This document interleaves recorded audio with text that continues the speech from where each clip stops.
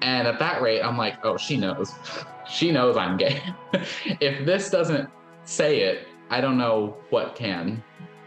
And so that song was playing a lot. And then one night when the album came out, the whole album, I was up for about three nights. I couldn't sleep for 3 days. Hello there, I'm Lloyd Evans. Welcome to The Attic. As many of you know, I do like to interview fellow ex-Jehovah's Witnesses. I have one for you today. His name is Max Williams. Welcome, Max. Good morning. I had another Williams. I had another Williams on the show not so long ago, whose name was Matthew. Is he any relation?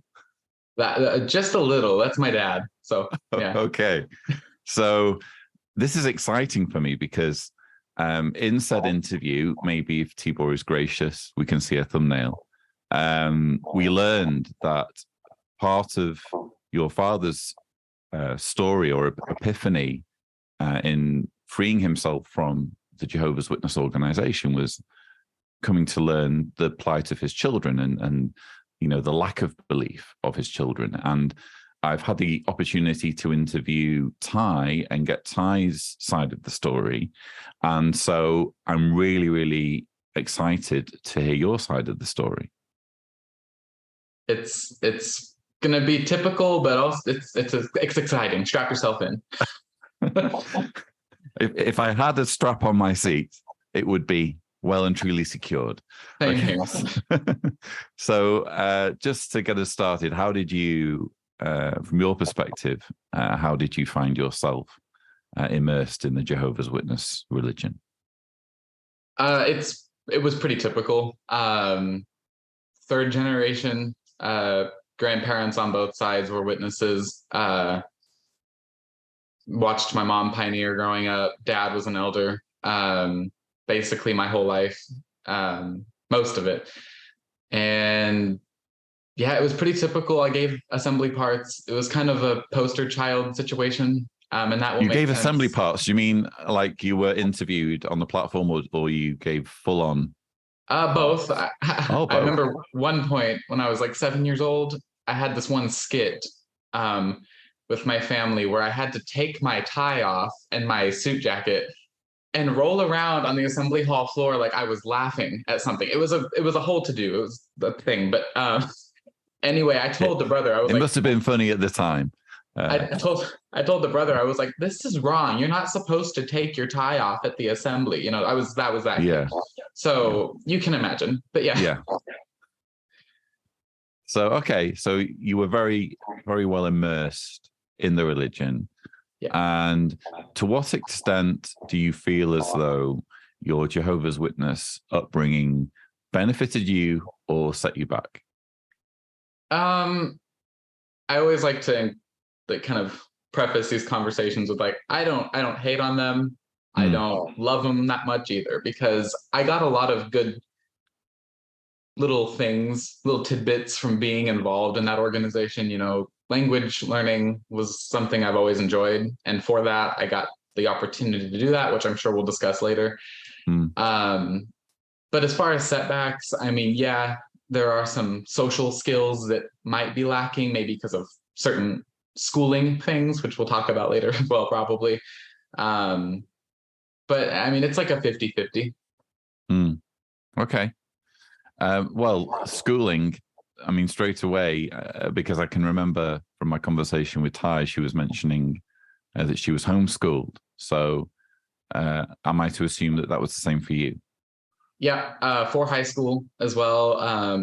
We had grown up a couple hours north of here where we are now. And I was in public school for elementary and middle school. Then high school came around. We moved to Arkansas where we are now. And parents said, let's do this. I also said, let's do this. And that pushed me into into it. Yeah, I can actually remember myself going through that dilemma because it reached a point in my own high school situation where the bullying got so bad. And if I'm being honest, you know, it's difficult to put a percentage on it, but the majority of the bullying was down to my religion. Yeah. And it got to the point where the bullying was so bad that my parents were serious about pulling me out for the final year, which, looking back now, I'm really glad that the decision we together finally reached. The decision we reached was, you know what, it's just one more year. Just try and get through one more year, and then you'll have your high school diploma. I managed to get good grades in all of my GCSEs, as we called them. Are you, with the benefits of hindsight, are you happy with the decision that was taken? Yeah, I would say so. I mean, I went to middle school. I learned a lot for someone at 15 years old who shouldn't be knowing certain things about life yet. But hey, that's public school for you. But I mean, I'm happy about it. It freed up more time to do other things I liked, and I still enjoy like languages and stuff. So yeah. Yeah. Okay. Obviously, when I was speaking to your father, again, a big part of the story was the fact that when he, first began awakening, he would have these conversations. He would take these car trips, and he took one with Ty where he realized that his daughter felt similarly to him, that she no longer wanted to be in the religion. Talk us through your story as regards what led to you realizing that the Jehovah's Witness religion wasn't for you. My whole life I was a believer, man. Like it was real. Like I was crying at every convention. I was sobbing. I was that person. I definitely got manipulated by the pretty music and the dramas and all the to-dos, It was up until honestly 2020, 2021 when it really all just kind of changed. It's kind of a convoluted story, so I'm going to try to keep it. Well, this is your interview, so have at it. You can't be self-indulgent in your own interview. It was before we had moved to Arkansas. It was like 2015, I guess 2014, and I was involved in a Korean pre-group at my previous congregation. I was like 15, 14, and so obviously it was under supervision with my parents and stuff like that. But I really enjoyed it. It was kind of funny how it came about. One elder one day I was friends with his son, and he just said, hey Max, do you want to come to the Korean meeting with us today and sit with us and give a comment? You can read the Romanized letters. And I was like, let me ask my mom. So of course I asked them, and they're like, oh, go for it. Who wouldn't? Why would you say no to your 13-year-old child wanting to do that? And so I kept going, went to a 3-day convention in Texas that summer, loved it, moved to Arkansas, was sad for a while. I was like, well, there's just English, so that's fine. And then there was a notice from me and another pioneer sister. She's kind of like a second mom to me. And she was telling me, like, there's a large Indian population here. And I was like, what do you mean? And she's telling me, she's like, it's the language Hindi. And I was like, oh, I didn't know about this. So we have to do it, I guess. Me and this sister, who I still love her dearly, we kind of just started learning Hindi together. We would travel to Dallas, Texas for service weekends with the congregations down there. We would go to conventions, etc. And then people kind of started joining us slowly. And then a couple moved from Kansas City. They had been to SKE. They went through all the things. They need graded in India. For those of you that don't know what need grading is, I'm sure you do, but just special preaching in another country. Preaching where the need is perceived to be greater. Yeah. Perceived. And usually where it's a warmer climate and you can get a bit more suntan. Yeah, except for me. And the work isn't under ban. Yeah.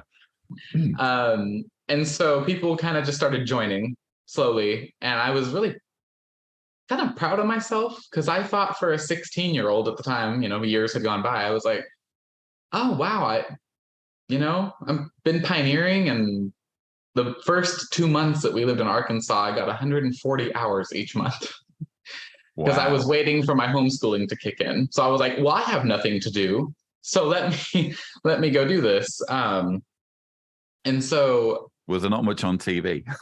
No, I still don't even watch TV. Okay. But I mean, JW Broadcasting was always on, but right. There's only so much Caleb and Sophia you can watch. Yeah. Okay. This is true. And people were joining, and I felt proud of myself and kind of proud with this one Pioneer sister. I was like, this is so cool. Like we kind of started this little thing going, and then before you know it, we had an official group started from the branch. Like they authorized it. It's on the website, all this. And I was a zealot. I was usually 80 hours a month on average, because I was like, I take a vacation in August. They always say that, start of the new year, whatever. Anyway, so I was just going at it. And then COVID kind of came around, and that's where the story kind of changes. So if there's questions to be had, please ask. Because I think most of us understand that the experience of being a Jehovah's Witness altered dramatically when COVID kicked in, and I think you I mean, I could probably already write a book on how COVID changed Jehovah's Witnesses, but certainly in the years or decades to come, I think we'll be able to look back on COVID as a real turning point. So I'm interested to learn what it was like for you on the ground when COVID kicked in, and how it changed your experience as a Jehovah's Witness on a day-to-day basis. For anyone that may not know this yet, I am gay, and preceding COVID, I was trying to convince myself otherwise, praying that away, doing XYZ, trying to compensate my gayness to going out and service a bunch, that thing. And it wasn't working. And February 2020, right before the world shut down, me and my mom, my best friend's mom, and another friend of mine, all middle-aged women, and me, 18-year-old, 19-year-old Max at the time, we went to go see Celine Dion. And I was, you can imagine. So like it's pretty obvious at this point, but I was just happy to be there. It was like my first big concert. I was stoked. Then the world shut down. And it was weird for me because the Hindi group that I was in kind of started to trickle out. You couldn't cultivate the field as well. That's weird saying that kind of stuff. But you couldn't be as active as you were. And it was really easy to kind of just, be on your phone while the meeting is going on Zoom. And for me, I have ADHD, and so I can choose to really not focus if I don't want to. And so it kind of just led to being bored. And then my best friend at the time, I'm going to call him my spiritual best friend, because it'll make sense later. We'll call him C. He told me he was in the Hindi group, by the way. And he went to India before COVID. He did the thing. He stayed there for like 4 months. I was impressed, slightly jealous because I didn't get to go, but I was like, wow, that's great. And he told me about sign language, Indian sign language. And I was like, oh, is this another opportunity? So I was like, all right. So he said, why don't you join a meeting? Since we're doing it on the computer now, you might as well just join one and see how you feel about it. It'll be quiet, obviously, because it's sign language. And I was like, all right. At this point, I'm like 19, I think, something like that, 20. And I was like, sure, let's do it. So I went to the meeting, and this would be the beginning of 2021, maybe the end of 2020. I was starting to get really involved in sign language, like more so than Hindi. I was actually kind of fluent in sign language. So pardon me if you see me moving my hands a lot. No, that's fine. It's all good for YouTube. The more gesticulation you can do, I guess. And so months were going by. 2021 January was around, I had plans to move to India after COVID. I had it in my savings. Literally knew the place I was going to move to. We were going to move together. It was a whole thing. We were in the same congregation. My cards were already in India. That's how serious this was. And then, well, sorry, just to explain to the audience, when you say your cards were already in India, all Jehovah's Witnesses have cards on which elders keep a record of their hours so that they can gauge how spiritual an individual is. And so when a Jehovah's Witness moves from one congregation to another congregation, including in another country, these cards will get sent to the new congregation so that the elders in the new congregation can know how spiritual the individual is. Proceed. Yes. So they were moved to India, Southeast India. So very hot, very humid. Was it Goa? Oh my God, Vijayawada. Okay. It's another city, but close to that. And so summer 2021 rolls around. I plan a trip to California with C, my best friend at the time. Why? Because he knew a sister there who he met in India. She's from California. She's also doing sign language. And she's it was my perception, because me and C, we were only a couple years apart. He was a couple years older than me. It was my perception that she was kind of like big sister. You can probably see where this is going. Yeah. And I was like, oh, okay, great. Let's do this. We're going to go stay with her and her family, mom and dad, everyone's there. So we fly to California in August, and we were there for 2.5 weeks. It was a good little trip. And I'm talking Los Angeles. Like, we had bars on the windows where we were at. And I was like, oh, this is cool. This is an experience. And so, the whole time we're spending there, it was really fun, the first week and a half. And then one day we were at the park, because me and her name is, we'll call her L. Okay. Me, L, and C. We're at the park. We were planning there to go study our watchtower for sign language that weekend. Because our congregations in India were neighbors, basically. So we were like, oh, let's go study our watchtower together. We'll go have a little picnic, all this stuff. And I was like, okay. So us three went there. And when we were finishing, we get to the car. Mind you, this is Los Angeles, California, probably not the safest place in the world. My friend C looks at me and is like, hey, can Elle and I have a second to talk?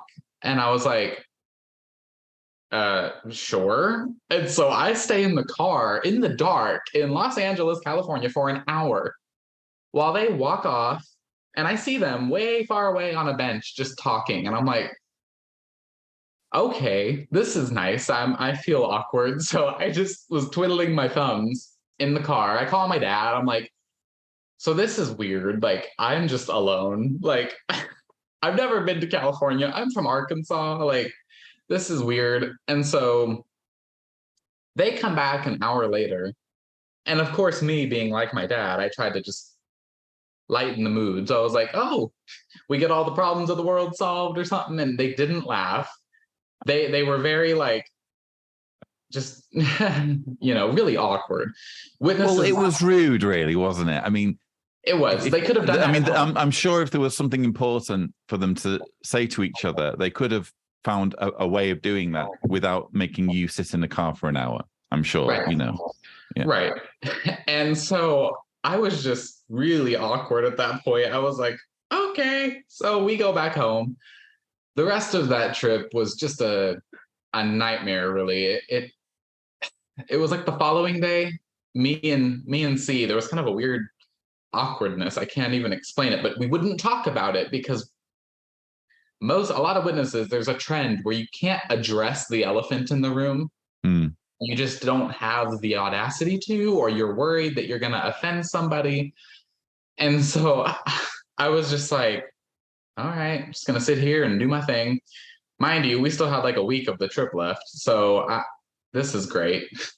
And so he tells me one day, he's like, all right, do you want to watch the new drama that just came out for the convention? I was like, you know what? Sure. I saw it once in English already when English had theirs. So I was like, okay, yeah, let's watch it in sign language. So we watched it in sign language. Meanwhile, that next day, Elle was at work. She was working. She's a substitute teacher. She comes back in the afternoon and he asks her, hey, do you want to watch the drama in Telugu, another language that they are kind of picking up? And I'm like, because we already had plans to watch it that night with the family in Spanish. And so I was like, okay. And so they watch it together. I go to my room because I don't really want to watch a movie 3 times in a row. I don't really care if it's spiritual food. I don't care. It's just kind of boring at that rate. And so I go to my room. They keep like, are you okay? Are you what's wrong? And I'm like, oh, nothing's wrong. Just, we're going to watch it tonight. And I just want to make sure I don't get, don't want to spoil it too much for myself. And so having seen it already. Yeah. Yeah. And so they watch it. We do nothing for the evening. And then we watch it in the evening with the family for family worship. And I was just like, all right, that was a lot. That was kind of my first sign where I was like, that was a lot of, that was heavy. Can we do something else now? We're in California. Can we go do something fun? It doesn't even have to be a bar. Can we just go downtown and hang out? Like, whatever. So basically, that trip goes by. The awkwardness stayed the same. That really stood out to me with watching a drama 3 times in one day kind of thing. And we get back home, me and C. And long story shortened, me and C and some people from the English congregation go on a hike later. And before that hike, he told me, he said, hey, by the way, I feel like you should know, Elle and I are no longer speaking. We decided to block each other. And I was like, oh, I'm sorry. I hope everything is okay. And clearly it's not okay, but yeah. Right. And so that's the sort of thing that you have to say, isn't it? Yeah. Right. And so a couple weeks go by, we go to this hike. And while we're on the hike, at this point, I'm just irritated because no one's talking about it. No one's addressing what's going on. And I need to probably say this. The whole time I was trying to kind of force myself to like Elle. I was, because I was what? I'm gay. I need to like a woman. Maybe I can pray it away, the whole thing. So we're on the hike. I'm kind of steaming at that point. I'm getting ahead of the group. I had been there before, so I was going ahead. And C comes kind of like, running up to me, and he's like, hey, how you doing, bro? The thing. And I was like, I'm fine. And he asked me, he's like, can I ask you a question? And I was just like, oh, okay. Are we going to talk about it now? And he said, do you like Elle? And I was like, of course I lied. And I said, I mean, she's a great, big sister. And, I said, I really appreciate her, her zealousy, her, things, all that. But no, I'm not into her like that. And so he's like, okay. We actually started dating. And they're about 10 years apart. And which is fine, I guess. But when you're a witness, that's like, And so at that rate, I'm just like, oh, okay, so you're dating now. All right. So I'm out of luck. So they've gone from blocking each other to dating. Yeah. A lot happened, I guess, between them. That's for an interview for him one day, I guess, if he ever. Yeah, stay tuned to the Lloyd Evans channel. Yeah, there's always a preview for something else. So he told me this. We get to the destination on the hike, which is a cliff. So I was like, oh, this is great. This is a perfect spot. But I didn't. So I was just like fuming at that point. I was like, why couldn't we just address this? And he told me, he's like, when we were in California and we were having that talk, that's what it was about. We almost started dating then, but we didn't want it to be awkward for you. And I was just like, Yeah, no because skin being off. made to sit in a car by yourself for an hour would have been awkward. Yeah. Right. And so I was like, oh, no skin off my nose, just that's no big deal.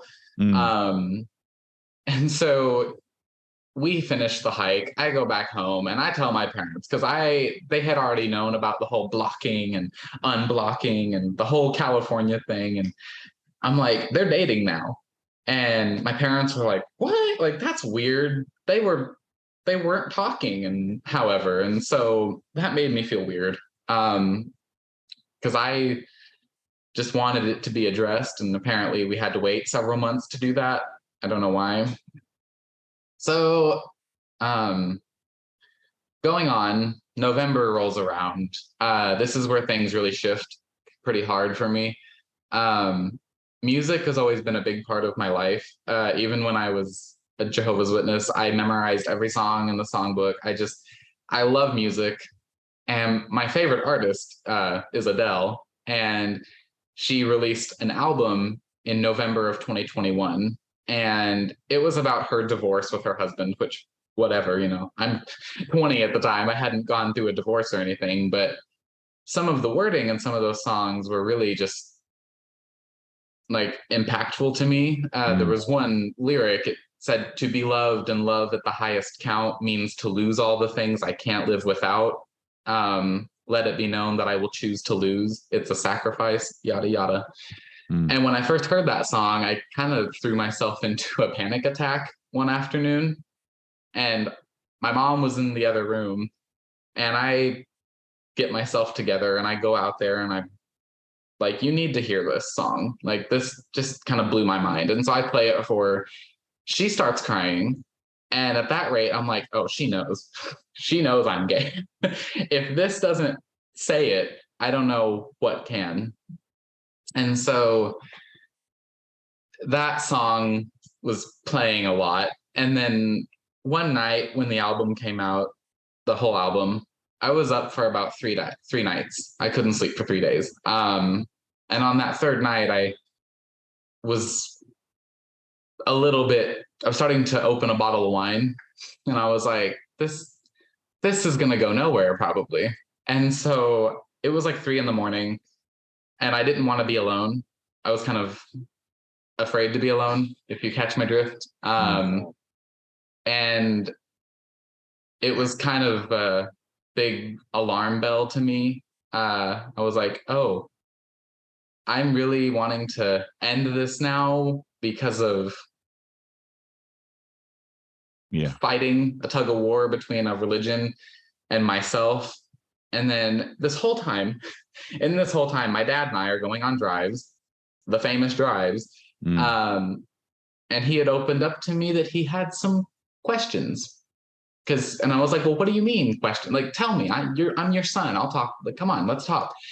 So we went on this 3-hour to-do of a drive, and he tells me some of his concerns. And I was like, you know what? Because that morning I had came out to my mom. It was that third night. I couldn't sleep. I didn't want to be alone. And I just went into her bedroom at like 6 a.m. at that point. And I just said, Mom, I'm gay. I don't know what to do. And my mom, the loving, gracious woman that she is, she's like, poor mom. I just woke her up out of bed. And she's just like, oh, well, I still love you. I still love you. You're still my son. Sit down. So we had a talk, and then my dad and I went on that drive that night. And I told him, I'm like, here's the facts. I'm like, I'm gay. I'm getting ready to move to India. COVID is starting to let up. I don't know what to do. And then we got into the CSA stuff. It was kind of at that moment that I left the religion. Honestly, it was just like, no, you can't tell me that you go around singing praises about some God that you may or may not even believe in the first place, that he's so lovely.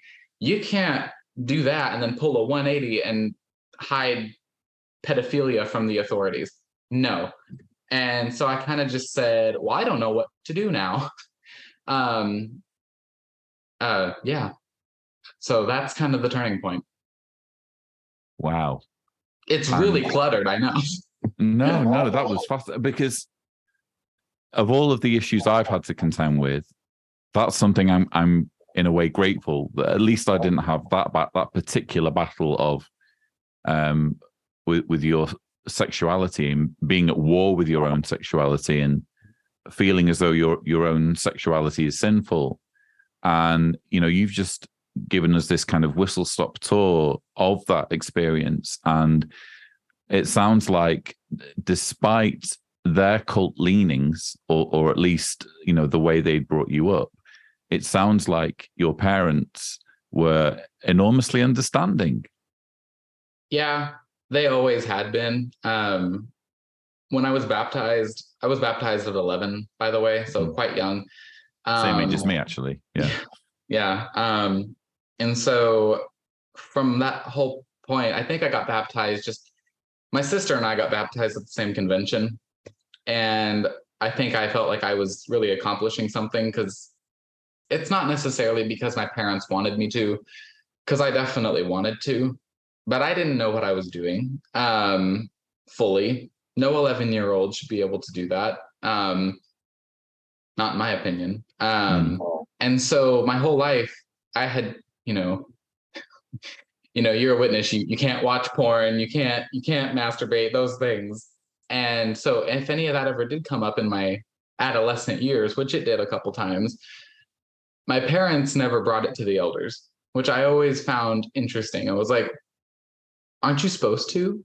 Like, this is like the fourth time you're supposed to, like, aren't you supposed to be bringing this up? And my dad, being an elder my whole life, I was very surprised. I was just like, why aren't we going after this? And so yeah, my whole life they were always really understanding. And when I came out to them, it was kind of a do or die situation. And I was just like, I have to. Like, at this point, I have to. And did you have a mental script in your head for what would happen if they weren't accepting? Yeah. I had everything kind of planned out. I had someone I was going to go stay with just in case, a coworker. At that same time in like November, December 2021, I was hanging out with my actual best friend at the time. We're going to call her B. She and I, just two peas in a pod. We talked about everything but the Bible. It was that kind of friendship. It was actually like life and laughing and talking about this and that. And we actually dated for 8 hours the week before I came out to my parents, because I just wanted to date someone and be straight. And I forced myself to date her for 8 whole hours. And I called her back that night and I said, I can't do this. I'm like, I'm just not ready, is what I was saying. I'm not ready. Spiritually, we'll call it that. And she understood. She's like, oh, okay. She's like, I appreciate you telling me. She's like, we can still be friends, of course. And I was like, oh, great. So I get to keep my friend. Good. So that goes on. And then that's when the letter of disassociation happens. And that's when other stuff happened. Basically, I wrote my letter in January, like the end of January. And I informed her about it. I said, hey, I'm going to be doing this.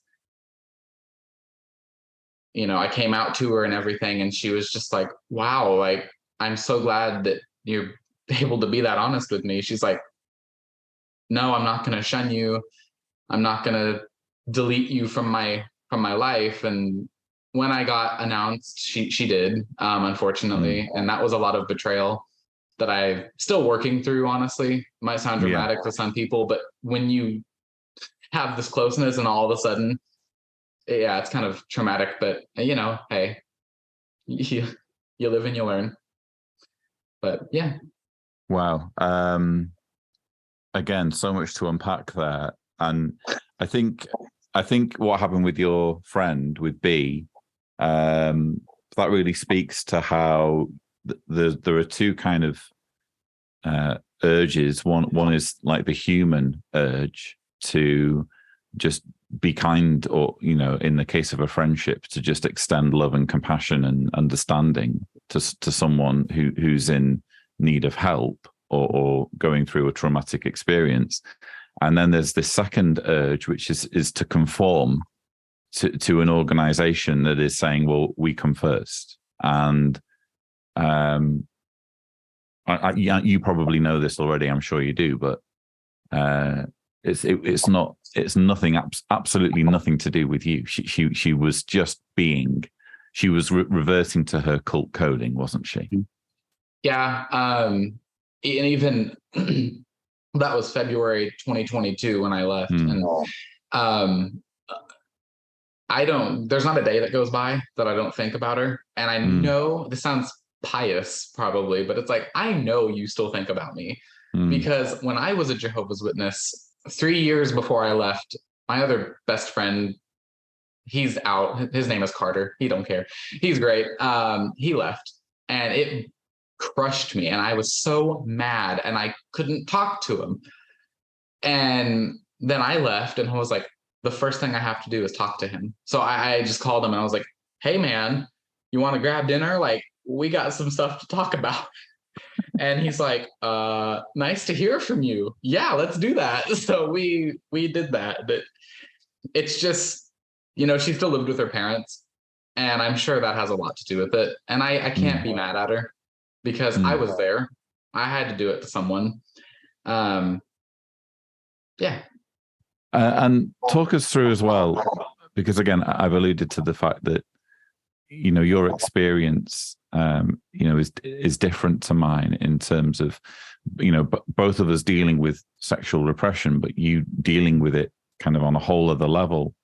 And I'm sure there will be many watching this video who are gay, or who are lesbian, or who are bisexual, and they're living with this kind of constant existential angst of, oh my God, you know, I deserve to die because of who I am.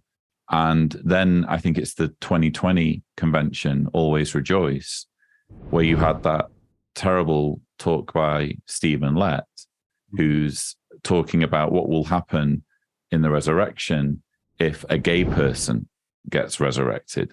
Because, you know, as many expressed at the time, you know, that's the one consolation that you feel that you have if you are LGBTQ plus, is you think, well, in the paradise, everything's going to be fine. And I'm going to, as soon as the paradise starts, I'm just going to gradually become more and more perfect. And that will include this whole gay situation going away. And then Stephen Lett comes along and says, no, people will be resurrected into the paradise gay, and they'll have 100 years to figure it out, or they'll be executed. So what was it like? Talk us through what it was like to sit through that talk as a closeted gay Jehovah's Witness. I do remember that talk, and I was just like, oh, okay, so all this hard work I'm doing, I'll just have to keep doing it anyway. So really, Jehovah God's not helping me at all. Like, that is one thing that I can get going on a tangent about, is the whole Holy Spirit thing. I prayed for 20 years to pray the gay away. Did it work? I don't think so. Had it worked? No. Sure, I dated a female for 8 hours, but I'm sure not going to break her heart over some alleged ghostly, wonderful woo-woo spirit that's going to help me. Never did. I realized that I was helping myself. And how I had to help myself was say, bye, that's fake, see you later. And it was the hardest thing I had to do, but best rewards came with it. Of course, there'll be some who buy into this idea that being gay is a choice. And there'll be some who will say, well, the very fact that you were able to either date or be, you know, romantically drawn to women before you left the Jehovah's Witness organization indicates that perhaps you're not gay. and perhaps you're tricking yourself into thinking that you're gay, what would you say to those people? I say be quiet. I mean, really, no, I've heard it my whole life, and respectfully, respectfully speaking, have your opinion, but I wouldn't choose the high road. I wouldn't be chosen to be called a child molester my whole life. I wouldn't be choose to be called the F-bomb. I wouldn't have chose to do any of that. Who would choose to be slandered on a daily basis, bullied, excluded, exiled from a congregation of people that they love? Who would do that? No one in their right mind. And I'm not the smartest person out there, but I'm got some things working, and I wouldn't choose to do that. It wasn't like I'm like, oh yeah, I'm gay. And when I dated her, I still wasn't attracted to her like that. I just thought, oh, let's do this for looks. We're already spending so much time together as friends. Let's just seal the deal, and yeah. So imagine if it hadn't been 8 hours. Imagine if it had been 8 years. Imagine if you ended up marrying this person and maybe having children. And I'm sure that happens, Oh, yeah. I'm friends with someone to this day who that happened to him. And he'll probably watch this, I'm assuming. But yeah, it does happen. And I feel very lucky that I was able to get the mental clarity and freedom to be at least objective with my thinking in order to not get in a situation like that.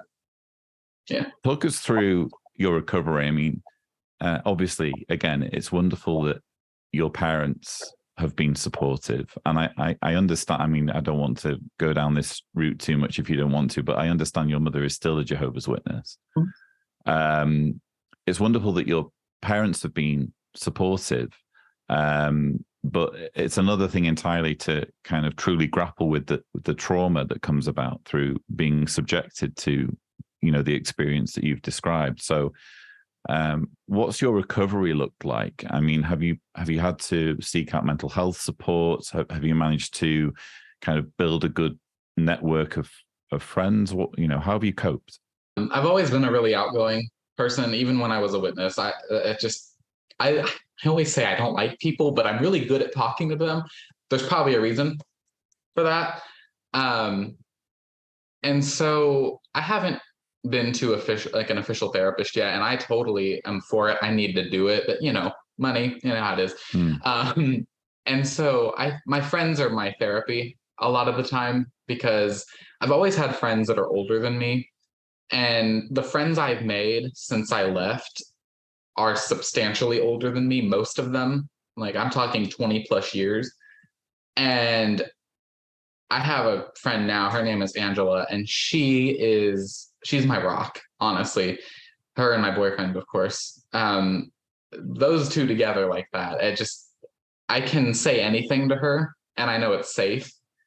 But it took me about 6 months after I left to really kind of calm down, because when I first left, I got really angry at everybody. Really, I kind of forgot to mention this, but there at the beginning of 2021, when I was like a hyper zealot, I was kind of getting judgmental at my family, especially my sister, and avoiding them because I thought they weren't doing good enough. And it really kind of alarmed me one day when my dad sat me down and told me I was being a bit of a snob. And I was just like, oh.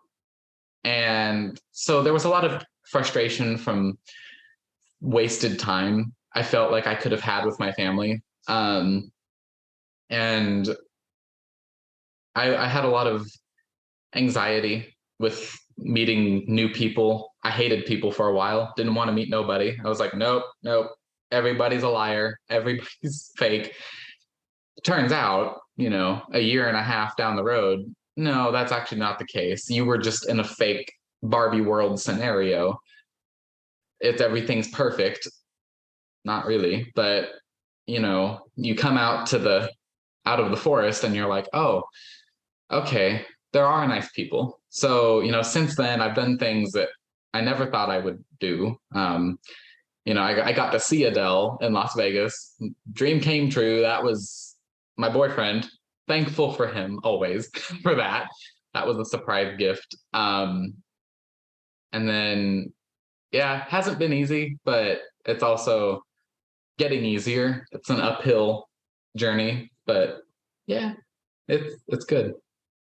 It sounds. I can't help but think as you tell your story. I mean, you've mentioned Adele there. Isn't it interesting how music can be perverted by cults to string people along emotionally, but it can also have tremendous therapeutic value when appreciated in a positive, healthy way by just helping your mind explore different realities and tackle difficult things that perhaps in day-to-day conversation people may struggle to be free and open about. And it sounds as though music has played a huge role in you finding your freedom. Yeah. I get why they are making their own music, because that song that changed my life doesn't have a single cuss word in it. It don't talk about sex, but it has a meaning, and they don't need their followers hearing what I heard. And those preceding months, until I disassociated myself, I was posting all over Instagram, like, oh my God, look at this song, look at this album. Wow. People were messaging me like, I took a picture of a Vogue magazine once with Adele on it. She had a little bit of cleavage. Oh my God. And a brother who I hardly know replied to my Instagram story and said, who are you? This is obscene for anyone, blah, blah, blah. And I'm like Adele, can you get out of my face? Like, I'm just trying to enjoy my piece. Can you go away? Like, it really is. There is another song in that album. The chorus is like, I hope I learn to get over myself. And during this whole leaving time, getting better, it's like I always kept blaming problems I would have on the witnesses. I kept saying like, oh, it's because of them. Always. My boyfriend, gracious as he is, always, he was just like, you need to quit putting your problems on them. You need to forgive him. Don't forget, but you need to go ahead and put it behind you. You left. And this is coming from a person who's never been a Jehovah's Witness. He was raised in a religious household, but not as extreme, obviously. But I was just like, oh, okay. And so from that one conversation, it's been a lot better, been getting better. I can imagine. And it must also irritate you. I mean, I've talked about the whole kind of lifestyle choice myth that gets circulated about gay people.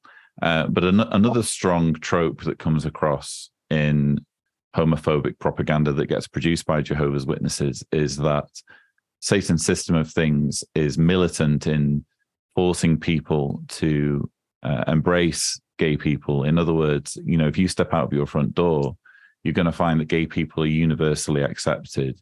And if you aren't homophobic, or if you have any objection towards gay people in any way, you're going to find yourself in a minority. Do you think that reflects reality? Yeah, I mean, when you're a witness, it's so boxed up. You don't know anybody, really. I mean, you don't know the outside world.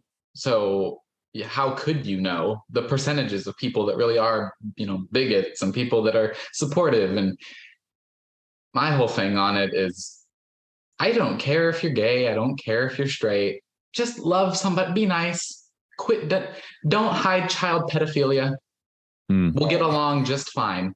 That's kind of a basic, yeah. And don't come to my door with the trick of trying to get me to come to the Kingdom Hall. Don't ever, because we're adults. I don't need that. But as far as that is concerned, yeah, I really think so, because I don't think that the world is shoving it down your throat. I think it's just a matter of being proud of having the freedom to love who we love.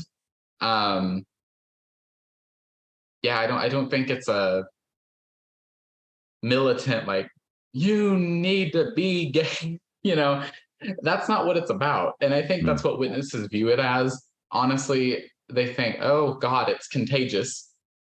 Okay, I lived with my parents for 20 years. I've been gay the whole time, and my parents still love each other. So I don't think it's very. I don't think it's contagious. So, um, yeah. Cool. I just have two more questions. I want to elicit two messages from you for two kind of different groups of people. It's just I just feel very, very inspired by your story, and I think it will resonate with many who are watching. If you were to speak out now to those who are watching who are themselves perhaps closeted gay or lesbian or bisexual or queer, and they're watching this video having grown up, maybe they're still in Jehovah's Witnesses or Latter-day Saints or any other group of that nature, what would be your message to them? I guess for me, it would be just don't feel bad about who you are. You didn't choose it. If God is gracious, then he'll take it away from you. If he's real, and if he is not real, yeah, you're still going to be gay. I'll support you. The world out there is not a giant mess. There are bad things that go on, but there's also bad things that go on in your own religion. There's a big bunch of people out here who want to greet you and say hello to you and be your friend. I've made new aunts and uncles in the last year and a half that I wouldn't trade for any religion. And I think you can do the same. If you're watching this, don't be afraid. It's just a religion. They can't kill you. And if they do, well, they'll get the upper, it won't be good. But the worst they can do is shun you. And it sucks, but it's worth it sometimes. Okay, thank you. And what would be your message to those watching who perhaps they're kind of not necessarily stalking you, but it's someone who you perhaps grew up with, or someone that knows you very well from your years as a Jehovah's Witness, and they stumble on this video on YouTube and they see your name and they see your face and they're like, oh no, what's he going to be saying? And they're perhaps shocked at some of the things that you have been saying during our interview. What would be your message to them? Be objective. A doctor doesn't diagnose a patient without looking at multiple sources. If you can't give yourself the freedom to look at other sources besides jw.org, that should be sending alarm bells off in your head. And I know it does to some people, because I just had a conversation with someone recently who is a witness, and she said, yeah, shunning isn't right. And that was just, I know you have thoughts. If you don't, whatever, but if you do, and you feel that something's wrong, it's probably because it is. Human instinct is powerful. So don't ignore it, because it might save your life one day. Fantastic. Well, Max, you are a courageous, beautiful man. I'm incredibly inspired by your story, and I'm sure it will inspire and help many others. Thank you so much for talking to me. I hope so. Thanks for having me. Viewers, I hope you've enjoyed this conversation. Don't forget that you can watch similar interviews and other content by watching or subscribing to the Lloyd Evans channel, but that's all we have time for. Thank you so much for watching.